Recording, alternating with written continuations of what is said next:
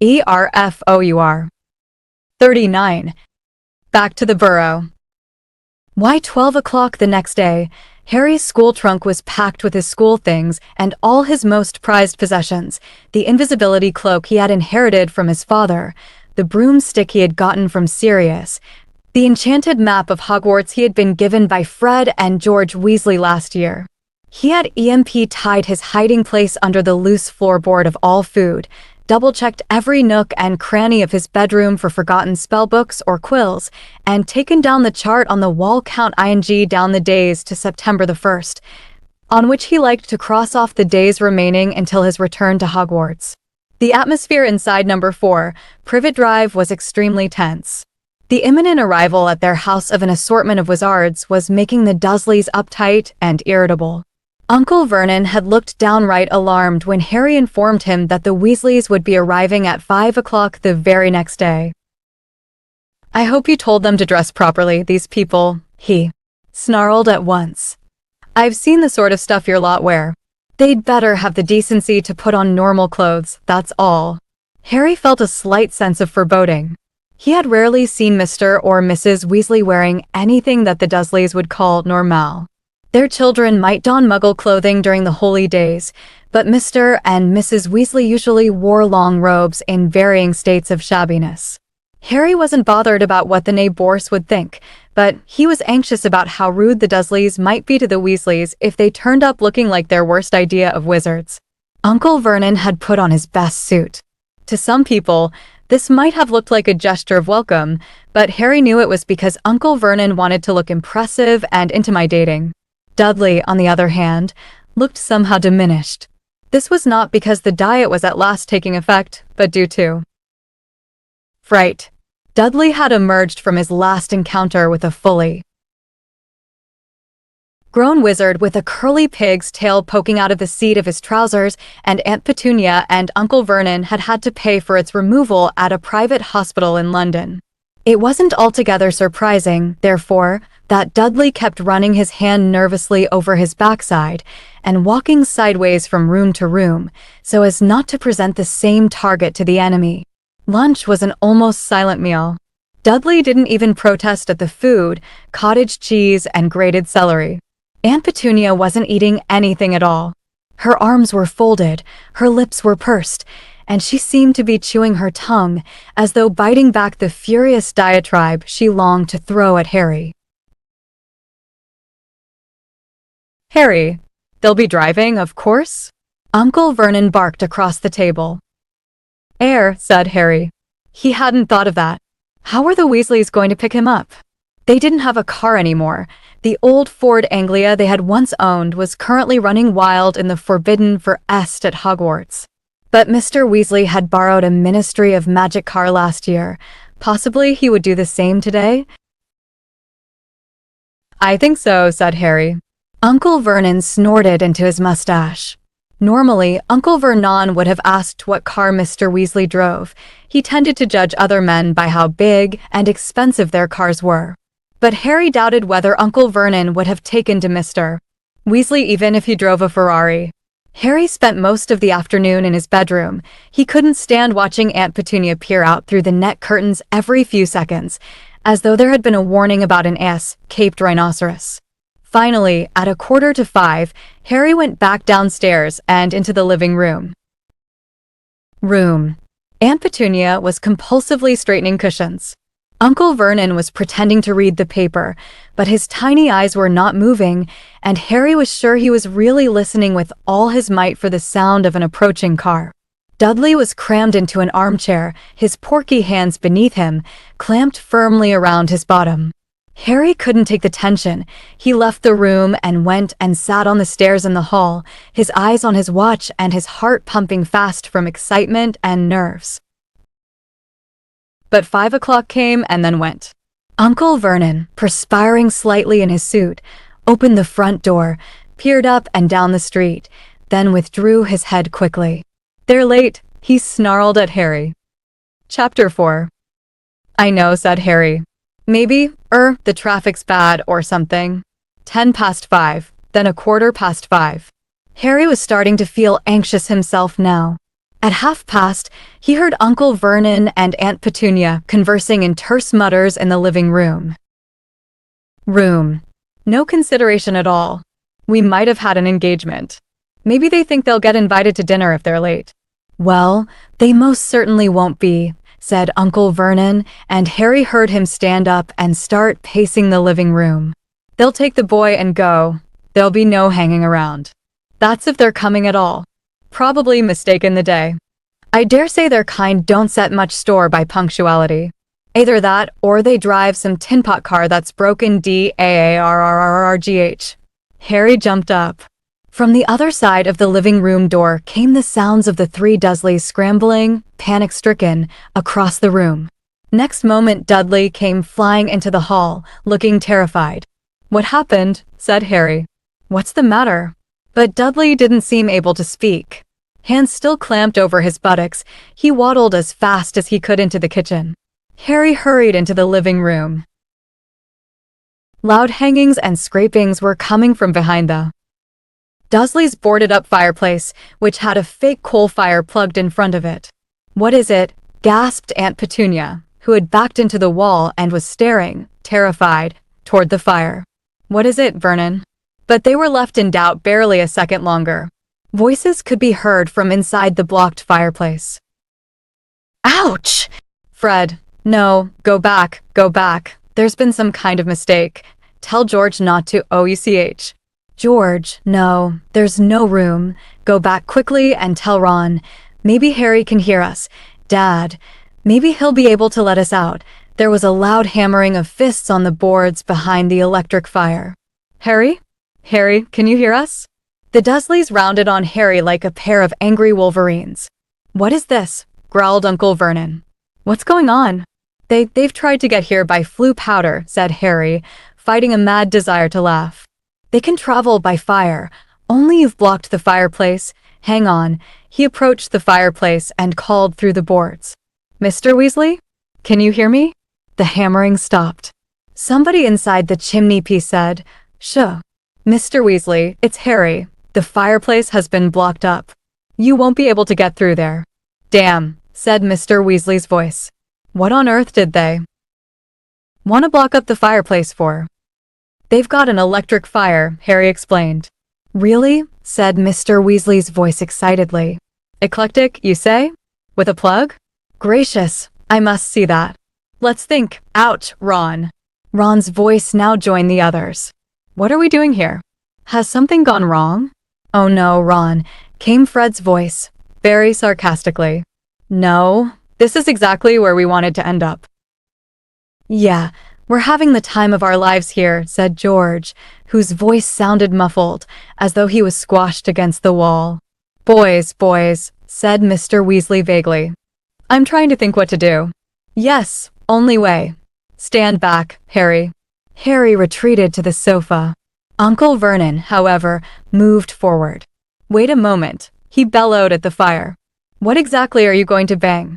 The electric fire shot across the room as the boarded-up fireplace burst outward, expelling Mr. Weasley, Fred, George, and Ron in a cloud of rubble and loose chippings. Aunt Petunia shrieked and fell backward over the coffee table. Uncle Vernon caught her before she hit the floor and gaped, speechless, at the Weasleys, all of whom had bright red hair, including Fred and George, who were identical to the last freckle. "That's better," panted Mr. Weasley, brushing dust from his long green robes and straightening his glasses. You must be Harry's aunt and uncle." Tall, thin, and balding, he moved toward Uncle Vernon, his hand outstretched, but Uncle Vernon backed away several paces, dragging Aunt Petunia. Words utterly failed Uncle Vernon. His best suit was covered in white dust, which had settled in his hair and mustache and made him look as though he had just aged 30 years. Yes, sorry about that," said Mr. Weasley, lowering his hand and looking over his shoulder at the blasted fireplace. "It's all my fault. It just didn't occur to me that we wouldn't be able to get out at the other end. I had your fireplace connected to the flue network, you see, just for an afternoon, you know, so we could get Harry." Muggle fireplaces aren't supposed to be connected, strictly speaking, but I've got a useful contact at the Fluregulation panel, and he fixed it for me. I can put it right in a jiffy, though, don't worry. I'll light a fire to send the boys back, and then I can repair your fireplace before I disapparate. Harry was ready to bet that the Dursleys hadn't understood a single word of this. They were still gaping at Mr. Weasley, thunderstruck. Aunt Petunia staggered upright again and hid behind Uncle Vernon. "Hello, Harry," said Mr. Weasley brightly. "Got your trunk ready?" "It's upstairs," said Harry, grinning back. "We'll get it," said Fred at once. Winking at Harry, he and George left the room. They knew where Harry's bedroom was, ING once rescued him from it in the dead of night. Harry suspected that Fred and George were hoping for a glimpse of Dudley. They had heard a lot about him from Harry. "Well," said Mr. Weasley, swinging his arm slightly, while he tried to find words to break the very nasty silence. Very nice place you've got here." As the usually spotless living room was now covered in dust and bits of brick, this remark didn't go down too well with the Dursleys. Uncle Vernon's face purpled once more, and Aunt Petunia started chewing her tongue again. However, they seemed too scared to actually say anything. Mr. Weasley was looking around. He loved everything to do with Muggles. Harry could see him itching to go and examine the television and the video recorder. "They run off electricity, do they?" he said knowledgeably. Yes, I can see the plugs. I collect plugs," he added to Uncle Vernon. "And batteries. Got a very large collection of batteries. My wife thinks I'm mad, but there you are."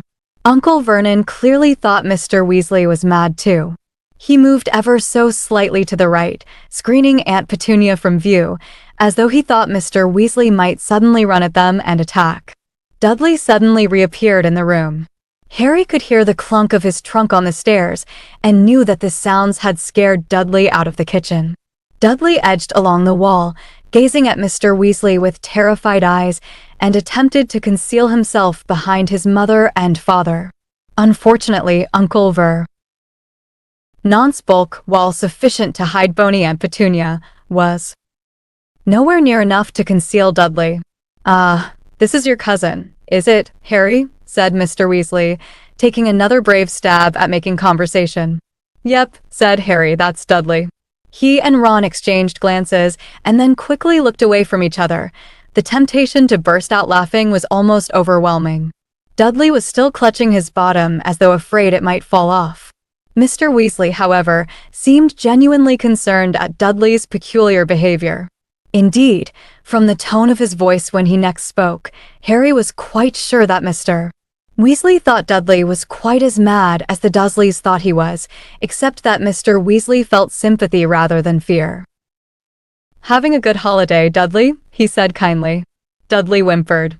Harry saw his hands tighten still harder over his massive backside. Fred and George came back into the room carrying Harry's school trunk. They glanced around as they entered and spotted Dudley. Their faces cracked into identical evil grins. Right," said Mr. Weasley. "Better get cracking then." He pushed up the sleeves of his robes and took out his wand. Harry saw the Dursleys draw back against the wall as one. "Incendio," said Mr. Weasley, pointing his wand at the hole in the wall behind him. Flames rose at once in the fireplace, crackling merrily as though they had been burning for hours. Mr. Weasley took a small drawstring bag from his pocket, untied it, took a pinch of the powder inside, and threw it onto the flames, which turned emerald green and roared higher than ever. "Off you go then, Fred," said Mr. Weasley.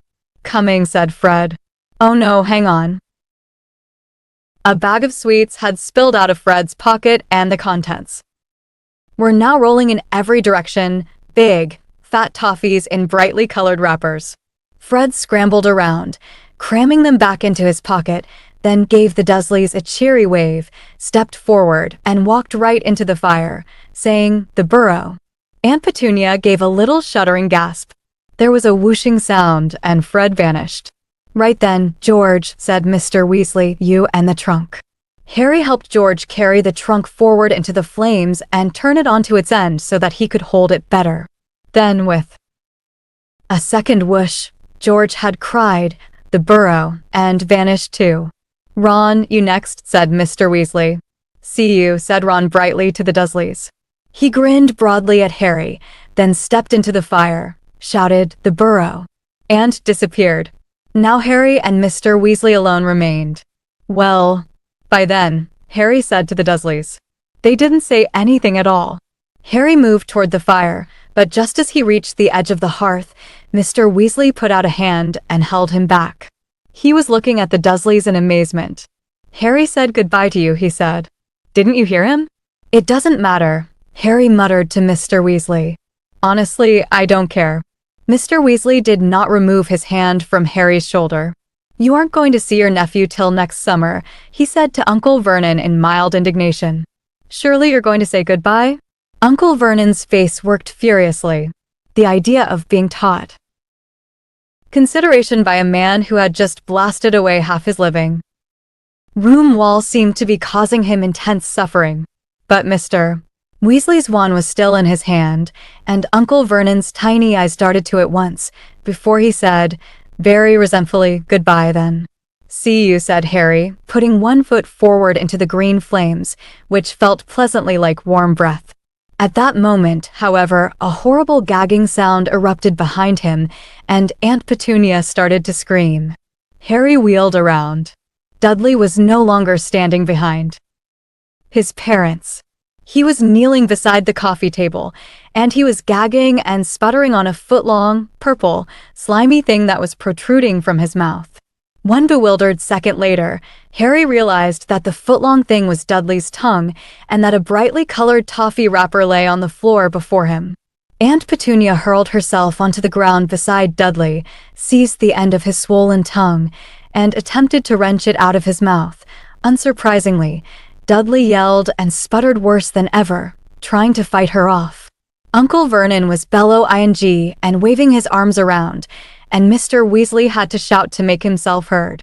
"Not to worry, I can sort him out," he yelled, advancing on Dudley with his wand outstretched, but Aunt Petunia screamed worse than ever and threw herself on top of Dudley, shielding him from Mr. Weasley.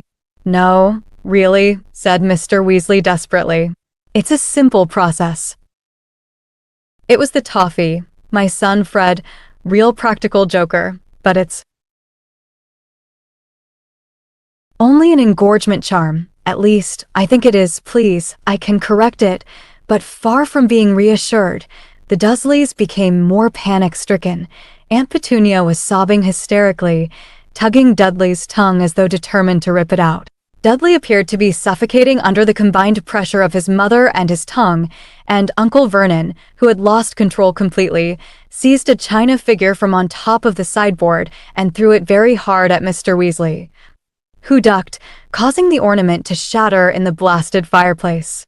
"Now really," said Mr. Weasley angrily, brandishing his wand. "I'm trying to help." Bellowing like a wounded hippo, Uncle Vernon snatched up another ornament. "Harry, go. Just go," Mr. Weasley shouted, his wand on Uncle Vernon. "I'll sort this out." Harry didn't want to miss the fun, but Uncle Vernon's second ornament narrowly missed his left ear, and on balance he thought it best to leave the situation to Mr. Weasley. He stepped into the fire, looking over his shoulder as he said, "The Burrow."